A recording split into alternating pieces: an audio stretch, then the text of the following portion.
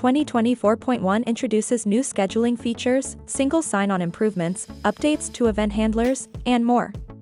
Our first scheduling improvement is the Use First Solution Found checkbox, implemented to apply the first solution with all the slot groups filled and avoid additional processing. Our first scheduling improvement is the Use First Solution Found checkbox, implemented to apply the first solution with all the slot groups filled and avoid additional processing. To define a period the system will exclusively schedule resources within, you can use the Schedule From and Schedule Until fields. Lastly, to avoid expanding and searching for a slot group in a project to find the applicable instance, you can use the Show Qualified option when one of the events has been cancelled. Leaving scheduling behind, let's review the single sign-on improvements starting with Direct SSO Login. Instead of signing into the web portal and opening a new desktop instance every time, SAML SSO is supported natively on desktop. As many users with single sign-on don't know their Mint password, you'll no longer have to enter it to delete objects in Mint.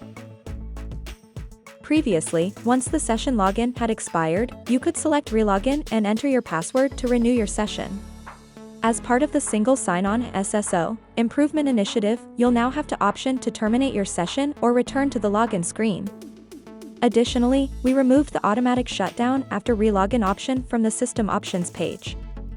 Moving on to event handlers, we're excited to announce one of the most exciting features in 2024.1, new resource system events. You can now trigger event handlers when resources are created, deleted, and edited.